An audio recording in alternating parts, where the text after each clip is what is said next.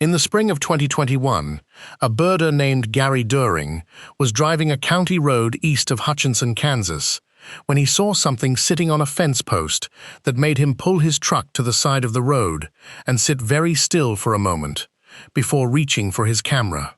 The bird was large, much larger than anything that belonged on a fence post in the middle of the Kansas plains. It had a long bill with a distinctive pouch hanging beneath it, a pouch that identified it as unmistakably and completely as a fingerprint. It was a brown pelican. An adult brown pelican in full breeding plumage, sitting on a wooden fence post in Reno County, Kansas, approximately 1,000 miles from the nearest coastline where brown pelicans are supposed to exist. During photographed it.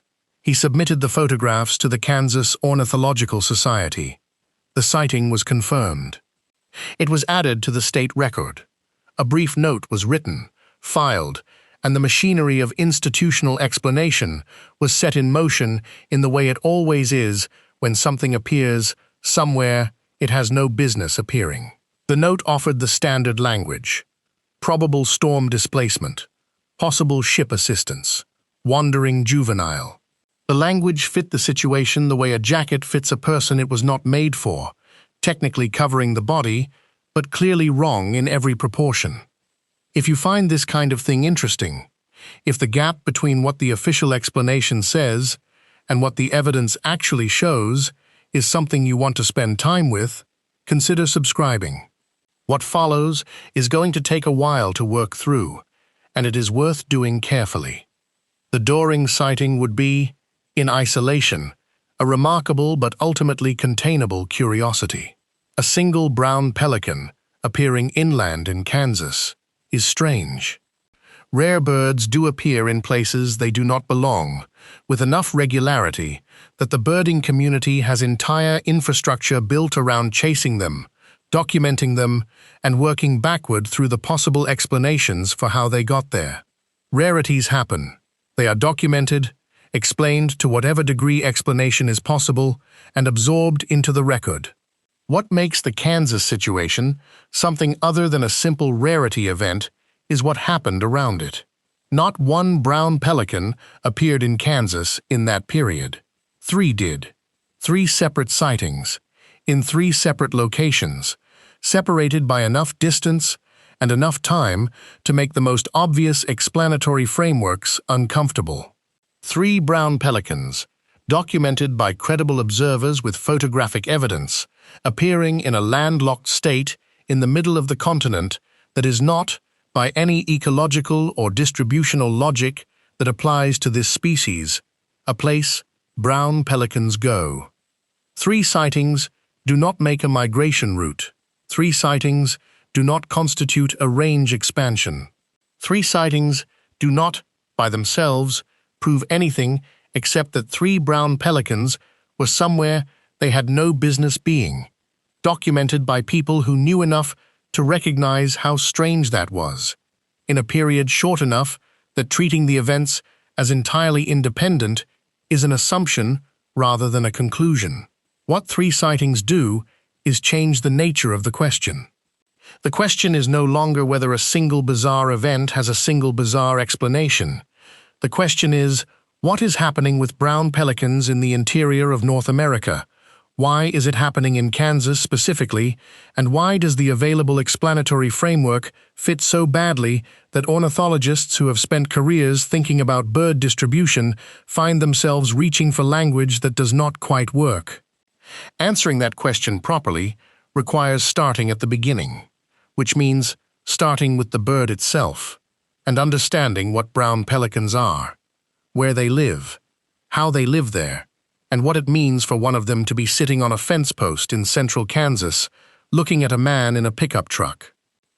The brown pelican is one of 7 pelican species in the world, and one of only 2 that are primarily marine, rather than freshwater or interior in their habitat associations. The other marine pelican is the Peruvian pelican, which is confined to the Pacific coast of South America. The brown pelican occupies the coastlines of the Americas from the Outer Banks of North Carolina south through the Caribbean, the Gulf of Mexico, and along the Pacific coast from Baja California, north to the very southern edge of British Columbia. It is a bird of salt water, of breaking surf, of fish that school in coastal shallows, of the particular ecological niche at the interface of land and sea.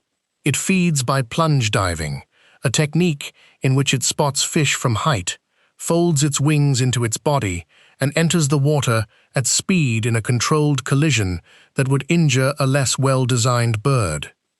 The air sacs beneath the skin of its breast absorb the impact. The pouch underneath the bill expands as it enters the water and captures fish and water together, then drains as the pelican surfaces and prepares to swallow. It is a spectacularly specialized feeding mechanism that is exquisitely adapted to a specific ecological context. That context is a coastline. It is not a fence post in Reno County, Kansas. The brown pelican's association with the coast is not casual or opportunistic in the way that some species have broad habitat tolerances that allow them to show up in many different places under the right conditions. It is deep and structural.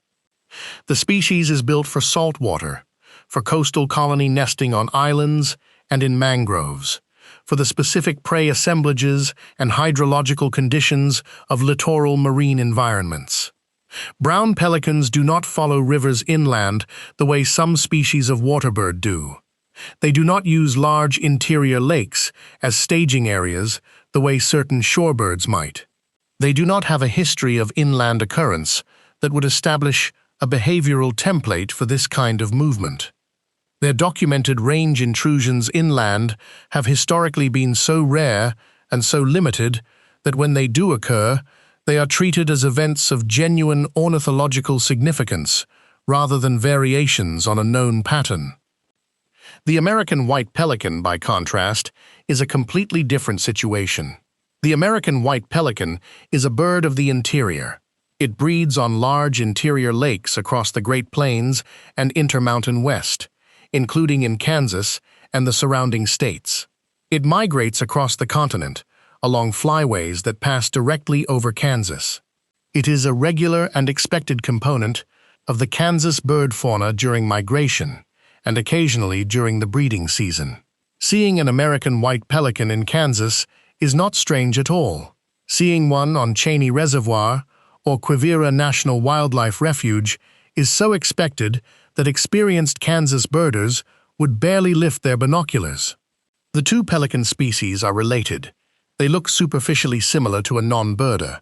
They are both large birds with distinctive bills and pouches.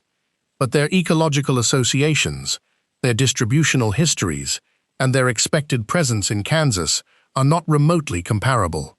When someone who is not a birder hears about a pelican in Kansas and shrugs because they figure pelicans must just wander around sometimes, they are almost certainly collapsing the distinction between these two species and using the familiarity and expected presence of the white pelican to absorb the strangeness of the brown pelican.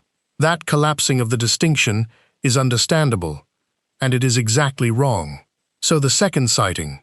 The second documented brown pelican in Kansas, during the period under examination, was reported near Wichita, at a water body in Sedgwick County, by a birder who photographed the animal and posted the documentation to eBird, the citizen science platform managed by the Cornell Lab of Ornithology, where birders log their sightings, and where the aggregate of those logs constitutes one of the largest biological occurrence datasets in existence.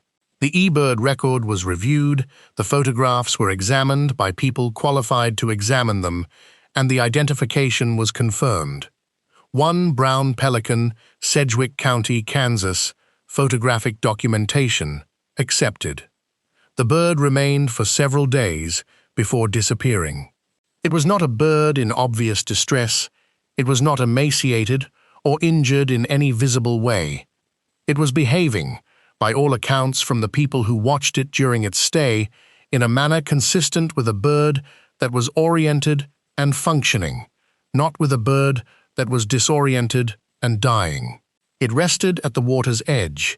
It showed interest in the water. It was doing, to the extent a brown pelican can do them, the things a brown pelican does, just not anywhere near where a brown pelican is supposed to be doing them. The third sighting was further west, in Ford County, in the southwestern part of the state that grades toward the shortgrass prairie and where the landscape opens up into a flatness that is almost oceanic in its spatial character, a comparison that becomes distinctly uncomfortable when a seabird appears in it. This sighting was also photographed, also submitted, also confirmed. Ford County is not close to Reno County. It is not close to Sedgwick County. The three sighting locations are separated from each other by distances that make a scenario involving a single individual bird moving between them possible but complicated, and that make a scenario involving three separate birds considerably stranger than any scenario involving one. This is where the explanatory apparatus begins to strain in ways worth examining carefully. The standard explanation for vagrant birds, birds appearing far outside their normal range, involves a relatively small number of mechanisms that ornithologists have assembled into a framework over decades of observing and documenting exactly these kinds of anomalous occurrences. The framework is not wrong. It accounts correctly and convincingly for the majority of vagrant bird records that accumulate in state and regional databases every year.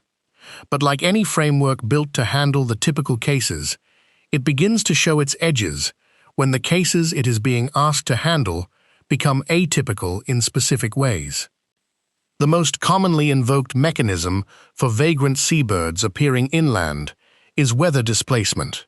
Storms, particularly tropical cyclones and their extratropical remnants, are capable of capturing birds in their circulation and carrying them hundreds or even thousands of miles from their point of origin. Seabirds caught in the outer bands of a hurricane moving inland or in the circulation of a large, low-pressure system tracking across the Gulf states can be deposited far from the coast in a matter of hours, disoriented and exhausted, often appearing at inland water bodies where they rest until they either recover and find their way back or die. Post-hurricane fallout events at inland locations are documented and real. After significant Gulf Coast hurricanes, species like sooty terns, bridled terns, and various storm petrels have appeared at inland locations in the South and lower Midwest in numbers that would otherwise be astonishing. Brown pelicans have appeared after significant storm events in interior locations before. Individual records from Ohio, Tennessee, and other landlocked states have been plausibly attributed to specific hurricane tracks that passed close enough to the Gulf Coast or Atlantic coast to explain the bird's inland displacement. The storm displacement explanation has a real and documented basis. When a single brown pelican appears in an unusual location in the days following a significant named storm, the explanation fits, and most ornithologists accept it without significant debate. The Kansas sightings test this explanation against specifics. What were the meteorological conditions in the days preceding each sighting? This is not a rhetorical question. It is the first question any rigorous treatment of the storm displacement hypothesis requires. The answer, when examined carefully for each of the three documented events, is that the meteorological conditions were, in each case, imperfect as an explanation. There were no major tropical cyclone events directly preceding any of the three sightings that tracked in a way that would produce a clean mechanical explanation for how a brown pelican ended up in central or southwestern Kansas on the documented dates. There were weather systems. There are always weather systems moving across the Great Plains. Kansas sits in a meteorological corridor that funnels air masses from every direction. Significant frontal passages, convective events, and low-pressure systems are so routine in the Kansas weather pattern that invoking weather as an explanation for anything is almost tautologically available. But a frontal passage moving a brown pelican from the Gulf Coast to Reno County requires more than a weather event in the general region. It requires a specific mechanism with a specific track and a specific timing that puts a coastal bird into a circulation system that carries it inland to a specific location. That mechanism becomes harder to construct with precision as the quality of the available meteorological data is examined for each of the 3 Kansas sightings, and it becomes harder still when the 3 sightings are considered together rather than individually. The wandering juvenile explanation is the second major pillar of the standard framework. Young birds, particularly in their first year, are demonstrably more likely to disperse in unusual directions than adults. The mechanisms behind juvenile vagrant dispersal are not fully understood and are probably multiple, involving some combination of navigational immaturity, reversed migration, and the exploratory behavioral tendencies that are characteristic of young animals across many taxa. Young brown pelicans do wander more than adults. First-year birds, in particular, have been documented at locations well outside the normal range, with enough frequency that ornithologists treat them differently from adults when evaluating a vagrant record. A first-year brown pelican appearing in an unusual location raises a different level of explanatory concern than an adult in the same location, because the prior probability of a young bird making a navigational error is substantially higher. The Kansas sightings include at least one bird that photographic documentation suggests was not a juvenile. The determination of age in brown pelicans from field photographs is not always straightforward, and reasonable experts can disagree about the age class of an individual bird from images taken under field conditions. But the question of whether all 3 Kansas birds were juveniles is not simply conceded by the photographic record, and the wandering juvenile framework requires that they were in order to do its explanatory work cleanly. More importantly, even if all 3 birds were juveniles, the framework requires that 3 separate juvenile brown pelicans from separate points of origin on the coast dispersed independently in a northwesterly or westerly direction that took them deep into the continental interior to a state with no history of brown pelican occurrence that would suggest it represents a behavioral endpoint for misdirected birds. Juvenile dispersal explains individual records at the margins of a species range. It becomes conceptually strained when it is being asked to explain multiple records at a location that is not at the margin of the range, but at a profound remove from it, with no geographical stepping stones between the record location and the nearest part of the known range that would suggest a plausible pathway. The ship assistance hypothesis is invoked for vagrant seabirds that appear at very large distances from any plausible natural origin, specifically on the premise that the bird landed on a vessel at sea and was carried passively to a port or inland location when the vessel completed its journey. This explanation applies most convincingly to birds with highly oceanic habits, birds that spend weeks at sea and might land on a ship during an exhausting transoceanic movement. Brown pelicans are not oceanic birds in that sense. They are coastal birds that remain in sight of land. They do not routinely make open ocean crossings. They are not the kind of bird that ends up on a container vessel in the mid-Atlantic and is deposited at a port in New England.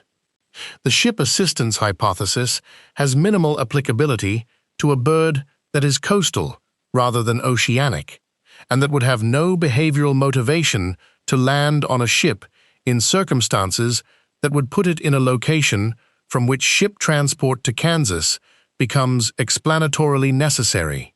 This pathway is not a serious candidate for the Kansas sightings. What remains after the standard framework has been examined carefully is not nothing. The storm displacement and wandering juvenile explanations are not disproved by the Kansas sightings. They are weakened by them specifically by the fact that 3 records require the explanatory mechanisms to work 3 separate times, for 3 separate birds, in a compressed geographic and temporal window, without the meteorological or distributional context that would make each individual application of the framework convincing. The weakness is not absolute. Science does not require absolute proof to invoke probabilistic explanations. But the weakness is real, and the honest response to it is not to apply the framework more forcefully, but to ask whether there are additional mechanisms or broader processes that might be contributing to what is being documented. This is where the conservation history of the brown pelican becomes directly relevant to the distributional question, and where a piece of the picture that receives almost no attention in the coverage of inland sightings turns out to matter considerably. The brown pelican nearly went extinct in the United States in the middle of the 20th century. This is not a figure of speech. The species was extirpated from Louisiana, its traditional stronghold in the Gulf of Mexico, by the late 1960s. The California breeding population, which had numbered in the tens of thousands, was reduced to a few hundred nesting pairs by the early 1970s. The Atlantic coast population was similarly devastated. The cause was DDT, the organochlorine pesticide that entered aquatic food chains in concentrations that, by the time they reached a top predator like a pelican, was sufficient to interfere with calcium metabolism and produce eggshells so thin that the weight of an incubating adult was enough to crush them. Reproductive failure was nearly total. Populations were in free fall. The brown pelican was listed as endangered under the Endangered Species Act in 1970, among the first cohort of species to receive that protection. What followed is one of the cleaner conservation success stories in American environmental history, though clean is a word that should be used carefully about a process that took decades and was not guaranteed. DDT was banned in the United States in 1972. Brown pelicans were reintroduced to Louisiana using birds from Florida. Coastal nesting colonies were protected. The recovery was slow by the standards of human attention spans, and fast by the standards of population biology. By the mid-1980s, populations were increasing at multiple points along the coast. By the 1990s, the recovery was being described as a success by the agencies overseeing it. In 2009, the brown pelican was removed from the endangered species list. The United States Fish and Wildlife Service described the delisting as a conservation triumph. The population of brown pelicans in the United States at the time of delisting was estimated at around 650,000 birds, a figure that would have been unimaginable to anyone watching the species approach extinction 40 years earlier. The current population estimate for brown pelicans in the United States and Mexico combined is somewhere in the range of 650,000 to 750,000 birds, with significant year-to-year variation and ongoing monitoring challenges that make precise figures elusive. What is not elusive is the direction of the trend over the half-century since DDT was banned. The population went from the edge of extinction to a figure that, if you had told it to a pelican biologist in 1970, would have seemed not just optimistic, but disconnected from biological reality. This is the context in which the Kansas sightings need to be placed. A species recovering from near extinction, with a continental population that has increased by orders of magnitude, is a species whose distributional behavior is operating under different demographic pressures than a species in the condition that characterized it for most of the 20th century. Population density and its relationship to range behavior is a pattern that recurs across vertebrate taxa, with enough consistency to be treated as something close to a general principle. When a species population is suppressed below the carrying capacity of its habitat, individuals are distributed through the available habitat, but there is limited demographic pressure pushing them toward the edges of the range or beyond it. The competition for resources within the established range is not severe enough to produce the dispersal dynamics that would generate individuals moving into novel habitats. When a species population grows and the density within the established range approaches the range's carrying capacity, the demographic pressure on the margins increases. Younger animals, less competitive individuals, and those with behavioral tendencies toward exploration are pushed toward the periphery of the range and sometimes beyond it. This is one of the mechanisms by which ranges expand naturally, and it is a mechanism that does not require any individual bird to make a decision or change its behavior in any conscious or deliberate way. It is a property of population dynamics that emerges from individual interactions at the local scale and expresses itself at the distributional scale. Whether brown pelicans in the 2020s are experiencing this kind of density-dependent distributional pressure is a question that cannot be answered with certainty from the available data.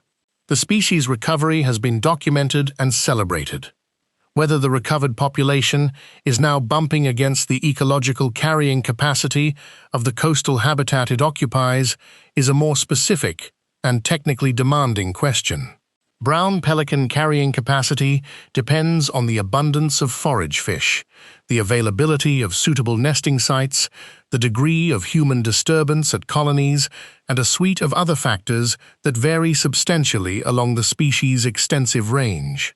It would be straightforward to overstate the density pressure hypothesis without the quantitative data needed to support it. What can be said is that the hypothesis is not unreasonable on its face, that it is consistent with the general principles of population ecology, and that it is the kind of mechanism that could produce an increase in inland records from a species not historically known for them, in a way that is not captured by the traditional vagrant framework. There is a parallel here with the American white pelican that is instructive even though the two species are ecologically distinct. The American white pelican has also recovered substantially since the early 20th century, when hunting and habitat degradation had reduced populations significantly. As white pelican populations recovered through the middle and late decades of the century, the species expanded its breeding distribution to include colonies at locations where it had not nested historically. New colonies established themselves at lakes and reservoirs across the Great Plains that were not part of the historical breeding range. The range expansion was documented, studied, and attributed to a combination of population growth, habitat availability, and the demographic dynamics of a recovering population with increasing numbers of dispersing individuals looking for suitable habitat. The white pelican's expansion into novel breeding locations is not a perfect template for what might be happening with brown pelicans in the interior, because the ecological situations are genuinely different. But it is a documented example of a pelican species whose recovery produced distributional changes that were not predicted by the historical record, and that is a relevant context. The forage fish dimension of brown pelican ecology deserves specific attention, because it is the resource most directly connected to the species' coastal distribution, and because changes in forage fish abundance and distribution along the coasts have been documented extensively in the context of oceanographic warming and the broader ecological changes associated with it. Brown pelicans feed primarily on small schooling fish, specifically anchovies, herring, sardines, and menhaden, depending on the region and the season. These prey species are among the most environmentally sensitive in coastal systems. Their abundance and distribution respond quickly and dramatically to changes in water temperature, salinity, and the oceanic conditions that drive primary productivity. Pacific sardine populations along the California coast have undergone dramatic boom and bust cycles that are well documented and that have ripple effects throughout the coastal food web, including on brown pelican reproductive success and adult survival.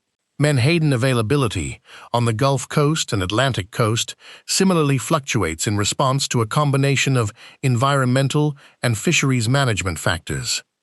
A brown pelican on the coast is only as well fed as the forage fish populations it depends on, and those populations are not stable. Whether periodic crashes in coastal forage fish availability drive brown pelicans to explore unusual locations is speculative. There is not a clean documented relationship between forage fish crash events and brown pelican inland occurrence that would allow a confident assertion of the mechanism. What exists is a logical connection between a bird that is nutritionally stressed by poor foraging conditions in its normal habitat and a bird that might, in the way that nutritionally stressed animals of many species do, explore unusual habitat in search of food. The Great Plains lakes and reservoirs where inland pelican sightings have been documented are not without fish. They hold gizzard shad, carp, sunfish, and other species in quantities that could, in principle, sustain a pelican for at least the duration of a short stay. Whether a brown pelican, a bird built and trained for coastal plunge diving, can feed effectively on flatwater fish in inland conditions is an open question. But the presence of potential food resources at inland water bodies is not zero, and that non-zero value matters when thinking about whether an inland vagrant might persist for days or weeks rather than immediately reversing its course.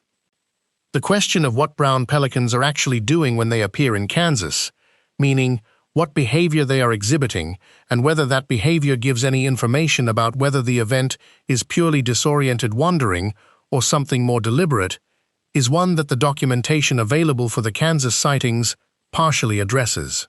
The bird near Hutchinson was sitting on a fence post. It was observed for a period before the photographer's approach caused it to fly. The bird in Sedgwick County was reported by multiple observers over multiple days and was described as resting and showing normal foraging orientation at the water's edge. These behavioral descriptions are not consistent with a bird in terminal distress from exhaustion or dehydration. They are consistent with birds that have made it to a location, are managing their condition, and are doing what birds in novel environments do, which is assess, rest, and in some cases, persist longer than the accident hypothesis would predict. The length of stay is a piece of information that is underappreciated in the standard treatment of vagrant records. Ornithologists distinguish between transients, birds that appear briefly and move on, and lingering individuals, birds that remain at a location for days or weeks. The behavioral distinction between these two categories carries information about the bird's condition and its relationship to the location. A bird that appears and disappears within hours is more consistent with a disoriented animal that continued moving after the event that deposited it than a bird that persists for several days, finds a suitable resting location, and shows behavioral evidence of orienting to the food resources available. The Kansas sightings that involved multi-day stays are not easily absorbed into a framework that treats the birds as purely disoriented accident victims blown hundreds of miles off course and unable to self-correct. A bird capable of multi-day persistence in a novel environment is a bird demonstrating some degree of behavioral competence in that environment. And behavioral competence in a novel environment is a more interesting and more complicated thing than simple displacement followed by disorientation. The eBird database provides a remarkable resource for examining how brown pelican inland occurrence has changed over time, and the picture it presents when the long-term occurrence data is examined is one that ornithologists who study range dynamics find worth taking seriously. eBird records go back in usable density only to the early 2000s, when participation in the platform was sufficient to generate spatially and temporally dense enough coverage to draw comparative conclusions. Within that window, The frequency of brown pelican records in interior states, meaning states more than 100 miles from any coastline, has increased. The increase is not dramatic in absolute numbers, because the absolute numbers start very small. But the direction and consistency of the trend is present across multiple states in the interior. And Kansas, despite being among the more surprising locations in the dataset, is not uniquely anomalous within the broader pattern of interior brown pelican records that have accumulated across the Great Plains and Midwest over the past 2 decades. States like Oklahoma, Missouri, Nebraska, and Kansas have all accumulated brown pelican records in recent years that would have been considered extraordinary events in earlier decades. Oklahoma, which borders the Gulf Coast state of Texas but is itself entirely landlocked, has had multiple brown pelican records in the past decade. Missouri, even further from the coast, has had documented records. Nebraska, which sits at the northern edge of the Great Plains, with nothing resembling coastal habitat, has records. The pattern across this region is not of multiple individual bizarre accidents, each with its own sufficient explanation. It is of a species that is appearing with increasing frequency in a region where it has historically been essentially absent, and the explanatory frameworks available for individual records begin to feel insufficient when the aggregate pattern is the thing that needs explaining. The Kansas records are interesting not just because of what they tell us about brown pelicans, but because of what they tell us about the limits of the explanatory frameworks that the ornithological community applies to vagrant records. The vagrant record framework is built for individual events. It asks, for each record, what is the most parsimonious explanation for how this individual bird ended up at this location? The framework applies probability to individual events and selects the most likely mechanism. What it is not built to do well is evaluate whether the aggregate of individual records constitutes a pattern that requires explanation at a different level of analysis, not the level of individual birds and individual events, but the level of population dynamics, species-level distributional behavior, and the ecological and environmental changes that might be driving both. This is not a criticism of the ornithological community or its methodology. The vagrant framework does what it is designed to do. It correctly handles the vast majority of the anomalous records that are submitted to it. The issue is that the framework was designed for a world in which species distributions were relatively stable and individual vagrant events were genuinely rare enough to be treated as isolated accidents. That world is becoming less accurate as a description of what is happening to bird populations and distributions across North America. Species are moving.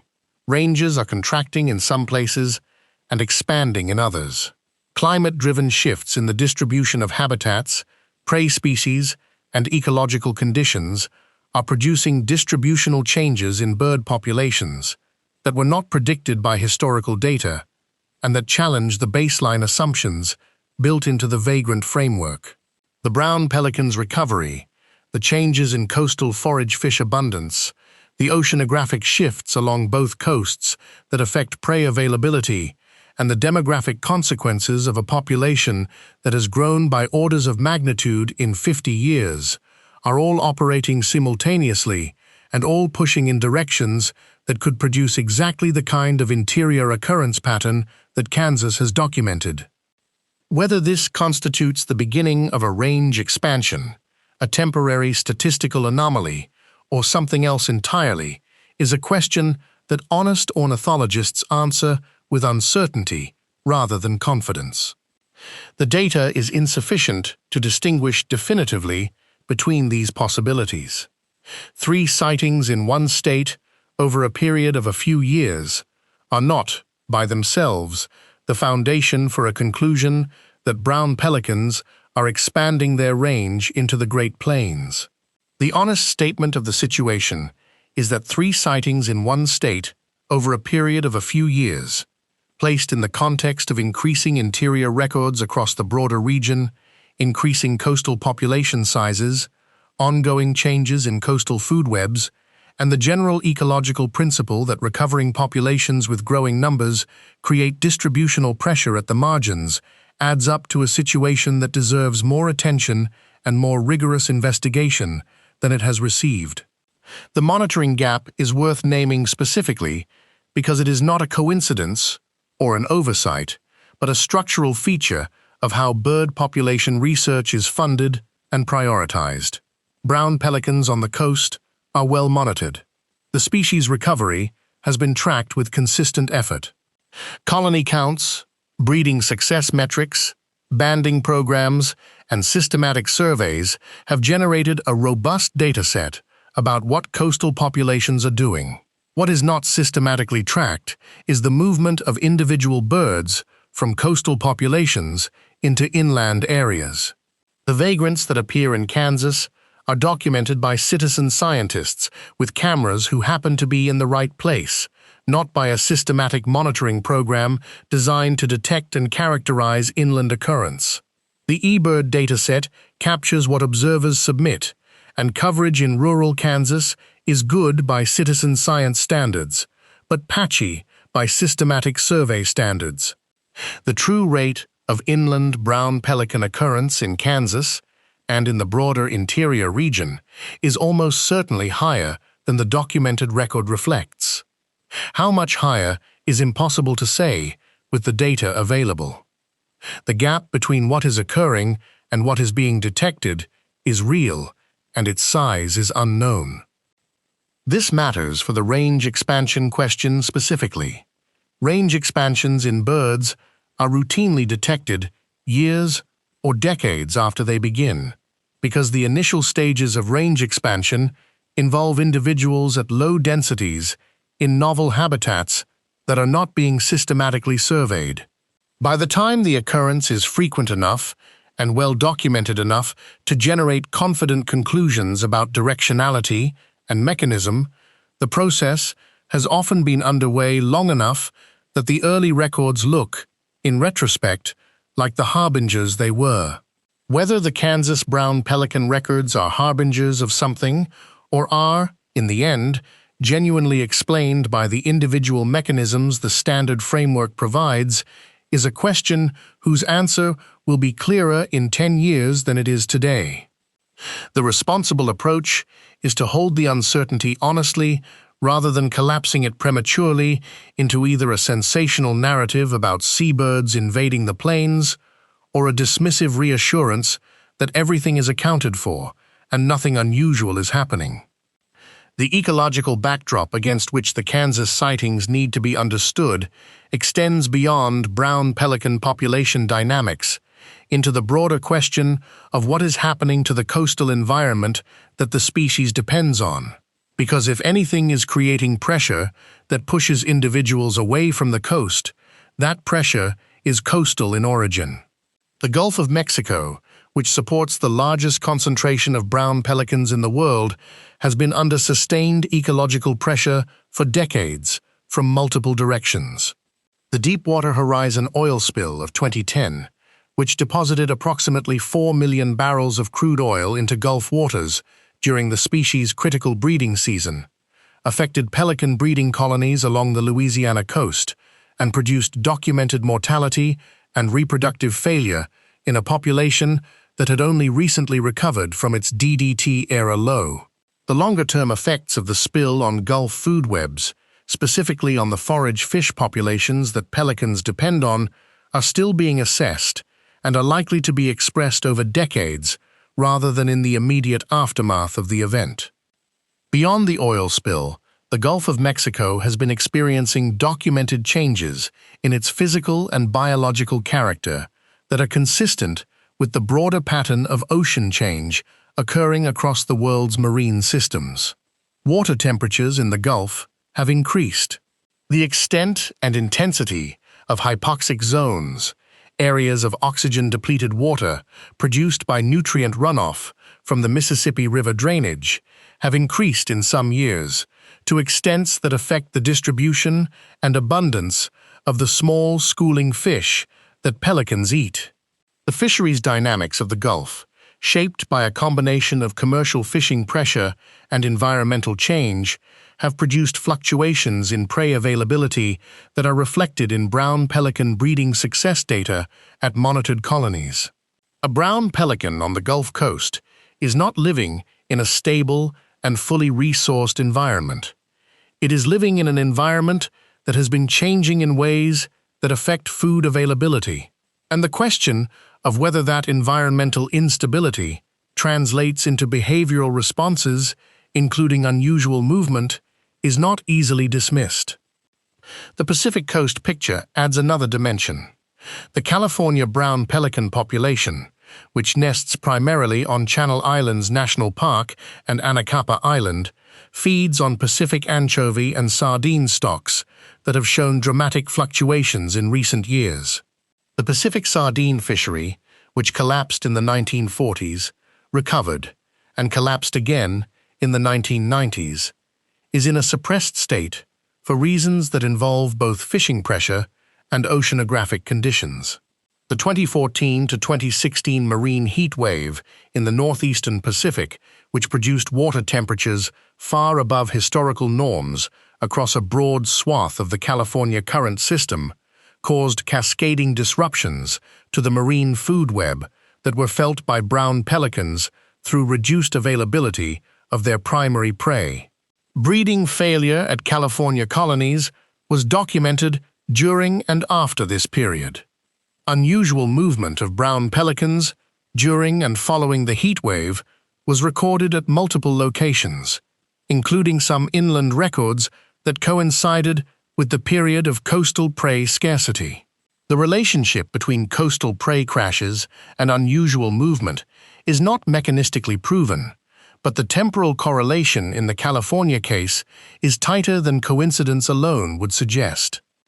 The Kansas sightings, set against this broader backdrop, begin to look less like three bizarre, isolated accidents and more like data points in a pattern that is operating at a scale the individual record framework is not designed to detect. This reframing is not certainty. It is a suggestion about the appropriate level of analysis for the question being asked. When three brown pelicans appear in Kansas, the question of how each individual got there is answerable in the terms of the vagrant framework, imperfectly but adequately for individual cases. The question of why this pattern is occurring in Kansas at this moment, why the eBird records for interior states show a directional trend in brown pelican occurrence, and what this means for how we understand the species' distributional behavior in a period of rapid ecological change, requires a different kind of analysis. It requires connecting the individual events to the population dynamics that produce them, the environmental changes that shape those dynamics, and the methodological tools needed to detect distributional shifts in their early stages, rather than after they have become unambiguous. There are ornithologists who take this broader framing seriously and who have been watching the interior brown pelican record accumulate with genuine scientific interest rather than administrative dismissiveness. The difficulty is that the research infrastructure needed to test the hypotheses rigorously does not currently exist. Systematic tracking of brown pelicans moving from coastal colonies into interior areas would require a large-scale GPS telemetry study that followed individuals from known coastal origins and documented their movements in detail sufficient to characterize inland movement events when they occurred. Such a study has not been funded or conducted. The data that would allow confident conclusions about whether the Kansas birds represent population-level distributional behavior rather than individual accidents is not available. This is not because the question is trivial or the answer obvious. It is because funding and research priority in ornithology, as in all fields, reflects the established categories and the established narratives, and brown pelicans have been filed in the success story category since their delisting in 2009. The monitoring intensity appropriate to a species in crisis has been reduced to the monitoring intensity appropriate to a recovering success story. At the same moment that the questions about the species' distributional behavior and its relationship to changing coastal ecosystems are becoming more interesting and more ecologically consequential. The broader context of species range, shifts, and distributional change in North American birds is the frame in which the brown pelican inland question sits most instructively. The past 2 decades have seen documented range shifts in dozens of North American bird species that the historical record would not have predicted. Some of these shifts are moving poleward as climate warms and northern habitats become more suitable for species previously confined to warmer regions. Some are moving in more complex directions as food web changes, habitat alterations, and population growth in recovering species create distributional pressures that do not align neatly with climate envelope models. The red-bellied woodpecker has extended its range substantially northward in the eastern United States over the past 50 years, in a movement that was not predicted and whose mechanisms are still being debated. The barred owl has expanded across the northern United States and into Canada and down the Pacific coast in a movement that has had profound and documented negative consequences for the spotted owl, where their ranges now overlap. The turkey vulture has extended its breeding range northward into Canada to a degree that historical baseline data would not have suggested was imminent. Bird distributions are moving, and the mechanisms are multiple, and our ability to predict which species will move in which direction and when is substantially less than our ability to document movements after they have occurred. The brown pelican sits within this broader context as a species whose recovery has been so dramatic and so complete that its distributional behavior in a recovered population state is genuinely novel. The species has not existed at these population levels in the lifetime of anyone currently studying it. The behavioral and distributional norms established by decades of observation of a declining or slowly recovering population may not accurately predict the behavior of a fully recovered, large, and demographically expanding one. This is not a well-understood problem in conservation biology. We recover species. We celebrate their recovery. We continue monitoring them against the baselines established during and after the recovery period. What we do not typically do is ask whether a fully recovered population at or near historical carrying capacity might behave differently at the distributional margins than a suppressed population did, or whether the distributional data collected during recovery accurately characterizes what the species does when its numbers are genuinely healthy. For brown pelicans, the honest answer is that we do not fully know what a fully recovered brown pelican population does, because the population was not fully recovered for most of the period when systematic monitoring was being conducted. This uncertainty is intellectually interesting rather than alarming. The brown pelican is not a dangerous species. It does not carry the kind of ecological disruption potential that an expanding predator or a disease vector might. Its appearance in Kansas is not a threat to anything in Kansas. The reason to care about the Kansas sightings and what they might mean is not any kind of practical danger, but rather the epistemic value of anomalous observations for understanding species biology and ecological change. The brown pelicans that appeared in Kansas were telling us something. The question is, what exactly? And the honest admission is that we